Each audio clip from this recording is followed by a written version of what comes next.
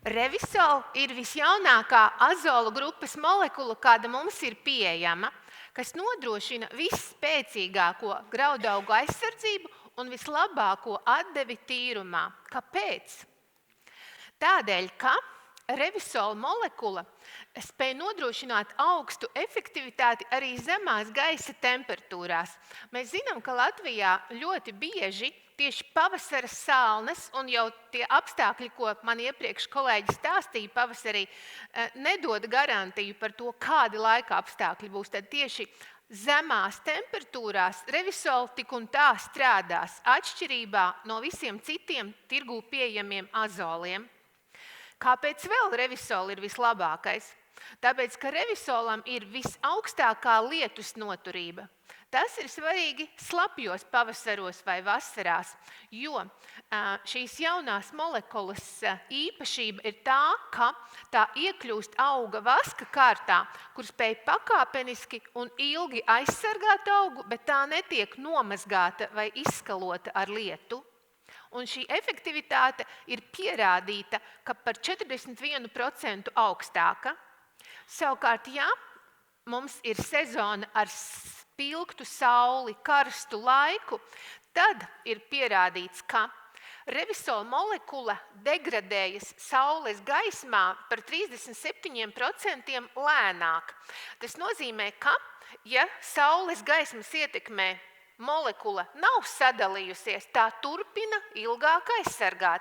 Tātad šie trīs ir pamatfaktori, kas tīri no molekulārās uzbūves izskaidro, kāpēc tās revisol molekulu saturošās darbi produkti ir drošāki un aizsargā graudaugu sējumus ilgāk. Šajā brīdī mēs esam nonākuši pie tā, kādas ir BASF rekomendācijas graudaugu aizsardzībai 2026. gadā. Mēs šogad piedāvājam 5 produktus ar darbīgo vielu revisolu. Un tie fungicīdi ir balāja. Fungicīdā balāja ir gan revisols, gan štrops F500. Kapalorevī ir revisols F500 un vēl metrofenons jeb fleksitī darbīgā viela, kas būs aktuāla miltrases aizsardzībai vai kā aizsardzība pret sakņu kakla slimībām. Revitrex un Revistar XL abi satur karboksamīdu un revisolu.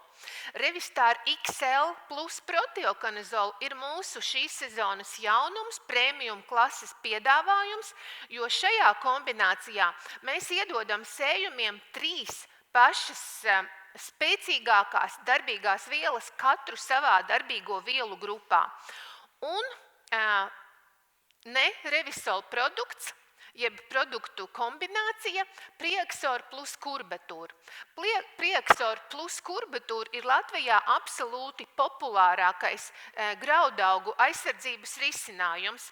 Un šajā sezonā jūs varēsiet iegādāties Priexor arī solo produktu un kombinēt to ar jebkuru citu proteokanazolu, ne tikai Kurbetūru. Tad man likās, jums varētu interesēt šajā sezonā, kad ir jādomā par izmaksām, apmēram kāda ir izmaksu karte fungicīdiem. Labā ziņa šajā sezonā ir tā, ka principā graudaugu fungicīdu cenām ir tendences samazināties. Ja mēs runājam par aptuvenām paredzamām izmaksām T1 fungicīdu apstrādē, tad ar zemākajām izmaksām mēs varam iet tad, ja mums ir vajadzīgs īsāks aizsardzības laiks vai ir optimāls priekšaugs, un šajā apmēram 19 € uz hektāru segmentā mēs varam piedāvāt balāja ar devu 0,5 litri uz hektāra, vai, ja mēs ņemsim Priexoru un kombinēsim to ar kādu no ģenēriskajiem proteokanazoliem 0,4 plus 0,4, arī tad mēs iekļausimies 20 € uz hektāra izmaksās. Savukārt jaunais risinājums Daxur ar devu 0,8 litri uz hektāra izmaksās apmēram 23–24 eiro. Savukārt mūsu spēcīgākais, vispusīgākais T1 fungicīds ir Kapalo Revī, visspēcīgākais risinājums, un tā izmaksas varētu būt orientējoši 26 eiro uz hektāra. Ja mēs runājam par T2, jeb galvenās apstrādes risinājumiem, tad saglabājot Prieksoru kurbatūru, šo populāro risinājumu puslitrs plus puslitrs, tad šīs izmaksas varētu būt ap 32 eiro, kombinējot ar ģenēriķiem lētākas, bet mūsu Revisol produkti, kas ir svarīgi tad, ja ir nepieciešams ilgi aizsargāt, tad tie būtu pa 1 litram vai nu Balaja, vai nu Revitreks, vai arī Revistar XL plus Prieksor, ko jau iepriekš minēju. Nu tā, varam ķerties klāt konkrētām rekomendācijām. Ja mēs runājam par kviešu sējumiem, kuros ir plānota tikai viena fungicīdu apstrāde sezonā, ir tādas situācijas. Šajās situācijās ir svarīgi izvēlēties tādus produktus, kuriem ir plašs slimību spektrs, jo jūs nevarat garantēt, ka būs tikai miltrasa vai būs tikai dzeltenplankumainība. Pēdējie gadi rāda, ka tieši spēcīga septoriozes aizsardzība ir izšķiroša, plus spektrs uz pārējām slimībām to palīdz ilgstoši izdarīt. Un tādēļ mēs iesakām pa 1 litram vai nu Revitreksu vai Balaja, vai Prieksoru puslitru kombinācijā ar proteokonazolu. Es šeit runāju par 250 gramīgo proteokonazolu puslitru uz hektāra. Bet, ja mēs runājam par intensīvākiem sējumiem, visticamāk šajā auditorijā pārsvarā sēž saimnieki, kur orientējās uz augstām ražām, tad mēs noteikti kviešos runājam par 2 fungicīdu apstrādēm sezonā. Un ja mēs runājam par situāciju, kur ir optimāls priekšaugs, tātad vai nu tie ir rapši vai tauriņzieži, tad mēs iesakām sekojošu schēmu. Ja mēs runājam par T1 apstrādi, tad, kā jau teicu, mūsu spēcīgākais risinājums, kas ir populārs un sevi labi parādījis saimniecībās ar labām atsauksmēm, ir Kapalo Revī ar 0,8 litriem uz hektāra. Vai mēs izvēlamies arī Balaju. Arī Balaja, ja šķirne nav izteikti ieņēmīga pret miltrasu, pagājušais gads rādīja arī solo Balaja, liekot 0,5, var likt līdz 0,75, ir labs risinājums, kuru devu izvēlēties. Tas atkarīgs, kurš datums kalendārā. Ja mums ir tāds gads, ka mēs esam spiesti likt pirmo apstrādi ļoti agri, piemēram, 1., 2. mezgla stadijā, tas nozīmē, ka mums būs ilgi jāsargā līdz 2. apstrādei. Tad ir jāizvēlās lielāka deva, bet ja sezona ir ātra, strauja, un mēs zinām, ka drīz jau būs ne ilgāk kā pēc 3 nedēļām sekos galvenā fungicīdu apstrāde, tad mēs varam iet ar mazāko ieteikto devu. Un, protams, varam izmēģināt arī Daksuru. Par T2 apstrādi. Viens variants ir pieturēties pie azolu mainīšanas, par ko mēs runājām iepriekšējos gadus. Mēs sacījām, ka, ja jūs esat gājuši, piemēram, T1 apstrādē ar risinājumu, kur azols ir proteokanazols, tad 2. reizē ir noteikti jāmaina uz azolu, piemēram, Revisolu. Un tādā gadījumā pie šāda principa būtu jāizvēlās Prieksors ar proteokonazolu 2. reizē, bet noteikti ne mazāk kā puslitrs ar puslitru. Savukārt, ja mēs paliekam uzticīgi Revisolam un vēlamies izmantot visas šīs ilgās aizsardzības priekšrocības un arī aizsardzību karstā saulē un tā tālāk ilgstošai aizsardzībai, tad mēs pieturamies pie revisolu saturošiem risinājumiem arī T2 apstrādē, un tas būtu Revitreks 1 litrs vai šis mūsu jaunais piedāvājums Revistar XL ar prieksoru. Jo tur ir 3 pašas spēcīgākās darbīgās vielas, kādas šobrīd tirgū ir no dažādām darbīgo vielu grupām. Bet, ja mēs runājam par situāciju, kad kvieši ir aiz kviešiem, mēs visi zinām izaicinājumus, kas ir šajos atkārtotajos sējumos, it sevišķi gadījumos, ja ir minimālā augsnes apstrāde un salmu atliekas ir augsnes virspusē, tad visbiežāk pirmais, ar ko mums nākas cīnīties, ir dzeltena plankumainība. Tādēļ mēs iesakām iet ar prieksoru plus protiokanazolu 0,4 plus 0,4, un vēl šeit vēlos pieminēt, ka bez tam, ka tā būs laba aizsardzība pret dzeltenu plankumainību, šis risinājums būs arī labs kā aizsarga risinājums atsvēda plankumainībai, jo šajā risinājumā ir 2 darbīgās vielas, kas strādās uz atsvēda plankumainību. Tātad tas nāk no proteokanazola un tas nāk no ksemiuma, kas ir prieksora viena no darbīgajām vielām. Un otrajā apstrādē tad gan mēs noteikti iesakām izvēlēties revisolu saturošu produktu. Revitreks, tas var būt arī Balaja 1 litrs vai Revistar XL plus prieksor. Un vēl iepriekš nepieminēts, bet ir jāstāsta vai jārunā arī par 3. apstrādi.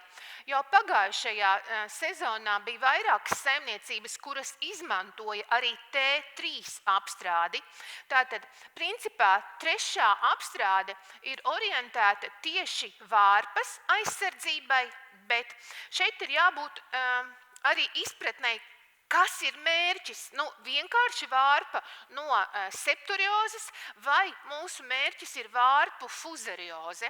Un ja mūsu mērķis ir aizsargāt sējumu no vārpu fuzariozes, un mēs šodien to neanalizējām, bet mēs zinām, kuras šķirnes ir ar tendenci vārpām slimot ar fuzariozi, tad šīs ir tās situācijas, kad noteikti vajadzētu lietot T3, bet fuzariozes gadījumā tas ir jālieto ziedēšanas laikā. Tas nav vienkārši vārpa iznāca, es nosmidzināju un man būs aizsardzība. Tur ir jātrāpa tieši tajā brīdī, kad tie puteksnīši ir redzami un nav vēl aizpūsti. Un šajā gadījumā T3 apstrādei piemērotākie būs proteokanazolu vai metkonazolu saturoši risinājumi, tātad no basta darbīgajām vielām Juventus. Un, starp citu, nākotnē es ļoti ceru, ka nākamā sezona jau mums būs izcils produkts, kas saturēs 2 azolus Navura, kur būs gan proteokanazols, gan revisols. Tad, virzoties tālāk par ziemas miežiem. Ziemas miežos mēs iesakām dalīto apstrādi un T1 sākt ar prieksors proteokanazols, T2 Balaja un mieži, tas ir kā cimdiņš ar rociņu. Savukārt rudzos mēs iesakām T1 izmantot Kapalo Revī. Iespējams, ka mēs varētu nepieciešamības gadījumā runāt arī par mazāku devu, bet kāpēc Kapalo Revī rudzos? Tādēļ, ka mēs zinām, ka rudziem tomēr ir tendence slimot ar miltrasu, un tādēļ tieši no mūsu visiem risinājumiem Kapalo šeit būtu piemērotākais. Un T2 savukārt pilnīgi pietiktu ar pliku prieksoru. Ja mēs runājam par auzām, mēs zinām, kāda ir auzu ekonomika, un tā ir ekstensīva kultūra, bet ir jāņem vērā fakti un dati. Latvijā auzu platība ir ievērojami lielāka nekā miežu platība. Un lielākais izaicinājums ir pasargāt auzas no dažādām slimībām, kas samazina auzu tilpumu masu. Un tādēļ, lai izvairītos no auzu plankumainībām un pārsvarā vainagrūses, mēs iesakām Balaja vai Prieksora. Jānis rādīja izmēģinājumu rezultātus, un mēs standartā iesakām to darīt vienā apstrādē. Bet, ja mēs apskatām plašāku tēmu par auzu audzēšanu, tad mēs varam izstāstīt, ka, piemēram, Sēlijā saimniecībā Ziediņi, kur auzas audzē tieši pārtikai, kur izšķiroša ir auzu tilpuma masa, tad šajā saimniecībā pieredze ir arī auzās veikt fungicīdu apstrādi dalīti 2 reizēs, lai panāktu šo ilgstošo aizsardzību un iespēju veidoties smagākām skarām. Tad par vasaras miežiem un ekonomiku ir pavisam bēdīgi, un es domāju, ka visideālāk ir tomēr tad, ja nokodina ar sistivu un principā cer, ka ar to pietiks. Bet, ja tas nav izdarīts, tad mums tomēr tīkla plankumainība viennozīmīgi ir pati nozīmīgākā mieža slimība, un šajā gadījumā mūsu rekomendācija ir vai nu Balaja, vai nu Prieksora. Šajā brīdī esam nonākuši pie graudu tēmas kopsavilkuma, un ko tad mēs līdz šim esam dzirdējuši un sprieduši? Tātad mēs sākām ar to, ka akcentējām un aicinājām izprast graudu audzēšanas izmaksas. Un mans aicinājums ir apzināties, bet ekonomēt uz tiem posteņiem, kur ietekme uz ražu ir netieša. Savukārt izvēlēties lētākus augu aizsardzības līdzekļus nav tas risinājums, kas novedīs pie augstākas ekonomiskās atdeves. Ko tad es darīšu savādāk ar izmaksām? Piemēram, manā saimniecībā, kur minerālmēsli faktiskos eiro pagājušajā gadā veidoja 300 eiro uz hektāra, es nelietošu pavasara NPK, tādējādi ieekonomējot 90 eiro uz hektāra. Es apzinos, ka, protams, tur pastāv risks kaut kādam zināmam ražas samazinājumam, bet es ceru paļauties uz iepriekšējo gadu rezervēm un vienu gadu izšmaukt, nenodrošinot pilnībā fosfora un kālija iznesi ar iedotajiem fosfora un kālija minerālmēsliem. Un, protams, katrs no jums šajā situācijā var sekot līdzi savām augšņu analīzēm un skatīties, varbūt nevajag tērēt NPK, vienkārši kaut kādu NPK, bet skatīties, kurā tīrumā man trūkst fosfors vai kurā tīrumā man trūkst kālijs. Un izvēlēties NPK, ja viņš ir jālieto, nevis vienkārši to, kur 1 tonna maksā lētāk, bet kur ir cena proporcionāli to saturam. Starp citu, cik no jums izvēloties NPK mēslojumu, kuru tad es pirkšu, kurš rēķina, cik maksā viena darbīgā viela tajā produktā? Bravo! Absolūti lielākais vairums. Tas ir tas, ar ko sākās gudra izmaksu plānošana. Jā, bet tad nākamais.